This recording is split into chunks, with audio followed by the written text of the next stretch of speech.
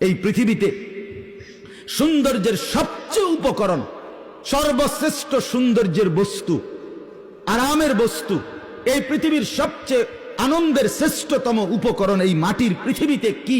একজন হালাল স্ত্রী, একজন পবিত্র নারী। যুয়্যিনা লিন-নাসি হুব্বুশ শাহাওয়াত মিনান নিসা, এক নম্বরে প্রথম আল্লাহ বলছে। রাসূলুল্লাহ সাল্লাল্লাহু আলাইহি সাল্লাম বলছে তাকওয়ার পরে, তাকওয়া অর্থাৎ কোন ব্যক্তি আল্লাহকে ভয় করে, এই নিয়ামত যদি কারো মধ্যে থাকে, তো এর পরে কোন ব্যক্তির 2 নম্বর শ্রেষ্ঠ নিয়ামত কি? নবী বলছে আল মারআতুস সালিহা, একজন নেককার স্ত্রী। একটা লোক নামাজি, একটা লোক রোজাদার, একটা লোক হজ করছে, একটা লোক হালাল খায়, একটা লোক হারাম থেকে বাঁচে, বোঝা গেল লোকটা মুত্তাকি। কথা বলেন না, লোকটা কি? এইবার এই লোকটার এই যে তাকওয়া, নামাজ, রোজা, হজ, যাকাত, এরপরে হারাম বর্জন, গুনাহ বর্জনের পরে তার শ্রেষ্ঠ সম্পদ কি? শ্রেষ্ঠ নিয়ামত 2 নম্বরে কি? আল্লাহর রাসূল বলছে আল মারআতুস সালিহা, একজন নেক স্ত্রী। এই যে সঙ্গী, এই জোড়া, তার জোড়াটা তার স্ত্রী, তার স্ত্রী তার শ্রেষ্ঠ সম্পদ। আদ-দুনিয়া মাতাউন ওয়া খায়রু মাতাইহা আল মারআতুস সালিহা। নবীজি সাল্লাল্লাহু আলাইহি সাল্লাম বলেন, তাম দুনিয়া আল্লাহ তাআলা বান্দার উপভোগের জন্য বানিয়েছেন, আর সর্বশ্রেষ্ঠ উপভোগের আনন্দের বস্তু হালাল স্ত্রী। হালাল, সেটা হালাল হইতে হবে, পবিত্র স্ত্রী হইতে হবে, কোরআন সুন্নাহর বন্ধনে হইতে হবে, শরীয়তের সীমারেখা মেনে নিতে হবে। ওই রাস্তার নর্তকী না, ওই সিনেমার নর্তকী না, ওই বেহায়া বেপর্দা নারী না, অবৈধ প্রেমিকা না, অবৈধ সম্পর্কের কোনো মেয়ে না। যে নারী বেহায়া, যে নারী বেপর্দা, যে নারী বেশরম, যে নারী অবৈধ সম্পর্ক করে, খোদার কসম, রাসূলের হাদিস মতে সে কোনো বেডি না, বেডির জাতও না। বেহায়া নারী এটা কোনো বেডিও না, বেডির জাতও না। এটা প্লাস্টিক অথবা ইলাস্টিক অথবা বালতি অথবা লোডা অথবা বদনা। হ্যাঁ, রাসূল বলছেন আল মারআতু আওরা, নারী বলে কাকে? নবী বলছে এক শব্দ, নারী বলে কাকে? পাউডার মাখে যে, নাকি ফেয়ার এন্ড লাভলি ডলে যে, রাস্তা রাস্তায় টোটো করে হাঁটে যে, না। রাসূল বলছে আওরাতুন, নারী বলে তাকে ঢেকে থাকে যে, নারী বলে তাকে আড়ালে থাকে যে, নারী বলে তাকে গোপন থাকে যে, নারী বলে তাকে লুকিয়ে থাকে যে। খোদার কসম, এটাই বলে নারী। অতএব বেপর্দা নারী নারী না, বেহায়া নারী নারী না, বেশরম নারী নারী না। বলে তো হেবুডি গীতা, হেবুডি ডাক্তার দেখ, হেবুডি গীতা আমার কি দরকার? কথা বোঝেন নাই? নবী বলছে আমনে কোনো বেডি না। বলে তো আমি কিতা, তা আমনে না ডাক্তার দেবেন, আমনে কিতা, আমনে ডাক্তারের তো খবর লন।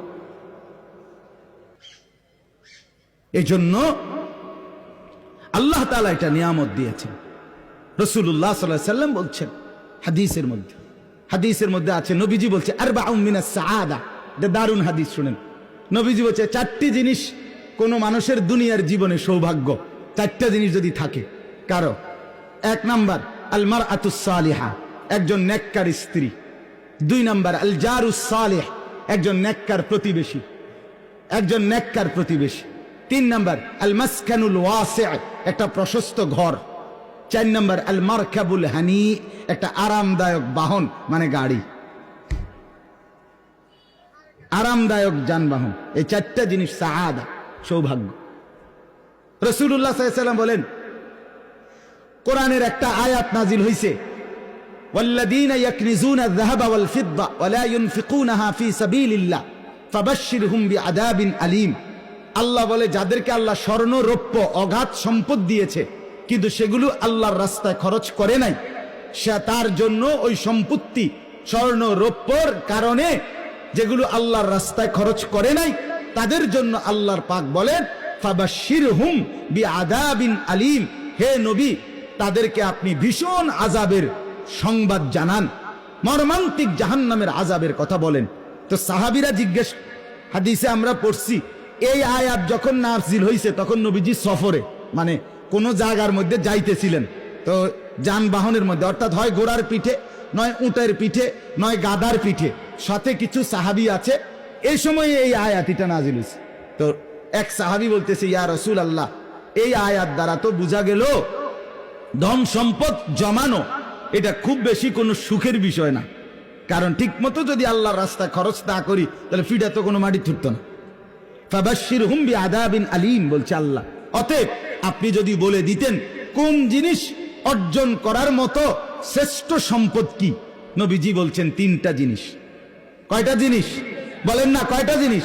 এক নাম্বার লিসানুন যাকির, যেই জবান সর্বদা আল্লাহর জিকির করে এমন একটা জিহ্বা পাওয়া শ্রেষ্ঠ সম্পদ। দুই, কালবুন শাকির, যে অন্তর সর্বদা আল্লাহর ফয়সালার উপরে শুকর করে, কৃতজ্ঞ থাকে, যে অবস্থায় আল্লাহ রাখছে শুকর, এরকম একটা দিল যার, এটা শ্রেষ্ঠ সম্পদ। তিন নাম্বার ওয়া যাওজাতুম মুমিনাহ, একজন নেককার ঈমানদার স্ত্রী যার আছে, এটা শ্রেষ্ঠ সম্পদ।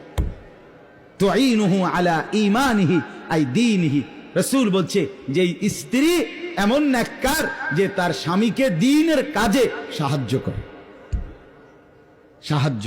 স্বামীকে সাজিয়ে দেয় দ্বীনের জন্য, স্বামীকে গুছায়া দেয়, উৎসাহিত করে দেয় দ্বীনের কাছে।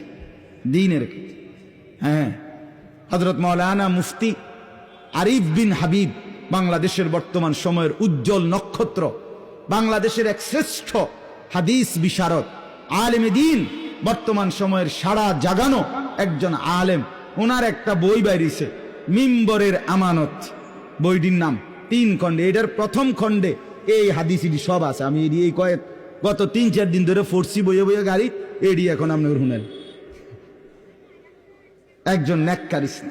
তাহলে ওয়ামিন কুল্লি শাইইন খালাকনা যাওজাইনি, আল্লাহ বলেন আমি সব সৃষ্টি বানিয়েছি, সবকিছু জোড়ায় জোড়ায় জোড়ায় জোড়ায়। তাহলে আমরা পুরুষ, আমাদের স্ত্রী আমাদের শ্রেষ্ঠ সম্পদ, আমাদের শ্রেষ্ঠ সম্পদ, আল্লাহর কুদরত, আল্লাহর দয়া। অতএব স্বামী আর স্ত্রী মিলে নেককার হওয়া, এটা আমাদের জীবনের বড় অর্জন। আসমান আমাদের মাথার উপরে, এটা দেখে আল্লাহকে চিনা। জমিন আমার পায়ের নিচে, এটা দেখে আল্লাহকে চিনা। আমার স্ত্রীকে আল্লাহর নেয়ামত, এটা দেখে আল্লাহকে চিনা। মিলে মিশে আল্লাহর গোলামি আর বন্দিগির মধ্যে গড়ে তোলা, এটাই হলো আমাদের জীবনের লাভ, আমাদের জীবনের কামিয়াবি। আল্লাহ বলেন এইবার 3টা জিনিস আমি কেন দিলাম বান্দা, মাথার উপরে আসমান কেন দিলাম, পায়ের নিচে জমিন কেন দিলাম, তোমাদের জন্য তোমাদের জোড়া স্ত্রী তোমাদের জন্য কেন বানাইলাম, লাআল্লাকুম তাদাক্কারুন, যেন তোমরা সকলেই উপদেশ গ্রহণ করতে পারো, নসিহত গ্রহণ করতে পারো, আমার গোলামি করতে পারো, আমাকে চিনতে পারো। এত বড় নেয়ামত যিনি দিয়েছেন, আমি তার ইবাদত করব না তো কার করব? মানুষ এত অকৃতজ্ঞ কেমনে হয় বাপ? আহা, একটা বন খাওয়াইছে, একদিন 1 কাপ চা খাওয়াইছে, 1 সপ্তাহ পরে তারে দেখলো, তে ডাক দিলে শর্মে হইলো, তার কথা মতো কদ্দুর তার লগে লগে যায়। একটা যদি আরেকজনে কই তুই তার লগে গেছ, গেলাম, নইলে ভাই কিন্তু এই গত রবিবার হেতে আমারে একটা বন খাওয়াইছে, 1 কাপ চা খাব, একটা চোখ শরমতা আছে। একটা বন আর কিটা, কিন্তু এরপরও তো বন। তো তাহলে একটা বনের জন্য 1 কাপ চা খাওয়ানোর জন্য আপনি এই লোকটার কৃতজ্ঞতা আদায় করলেন। এত বড় আসমান, এত বড় জমিন, এত পবিত্র সহধর্মিনী স্ত্রী আল্লাহ তাআলা দান করার পরেও আপনি আমি যদি আল্লাহর শুকর আদায় না করি, আল্লাহর গোলামি আদায় না করি, আল্লাহর বন্দিগি না করি, আমার চাইতে অকৃতজ্ঞ, আমার চাইতে গাদ্দার, আমার মতো নাফরমান, আমার মতো জন্তু জানোয়ার আর কে হইতে? সর্বশেষ কথা হইল, আল্লাহ তাআলা বলেন অতএব বান্দা যদি এটা বুঝে থাকো যে আসমান আমি বানিয়েছি, জমিন আমি বানিয়েছি, বিছিয়েছি, তোমাদের জন্য তোমাদের জোড়া আমি বানিয়েছি, তাহলে উপদেশ যদি নিয়ে থাকো, ফাফিরু ইলাল্লাহ, তোমরা সবাই শয়তানের কুমন্ত্রণা, নফসের ধোঁকা, নিজেদের নাফরমানির রাস্তা ছেড়ে, তওবা করে, গুনাহ ছেড়ে, ফাফিরু, দৌড়াইয়া ছুটে আমি আল্লাহর দিকে ফিরে আসো। ফাফিরু ইলাল্লাহ, খুব দ্রুত আসো। আগামী সপ্তাহের লেগে বসে থাকো না, আগামী বছরের লেগে বইয়া থাকো না, আগামী বছর না, আগামী সপ্তাহ না, আগামী রিটায়ার্ডের পরে না, আগামী 1 বছর পরে না, আজই এখন। ফাফিরু, দৌড় দাও, দৌড় দাও আল্লাহর দিকে। ইলাল্লাহ, কি মায়া করে আল্লাহ বলছে, নবীকে বলতে কইছে এটা। বন্ধু, এরা বুঝুনি জিগান, আসমান যে আমি বানাই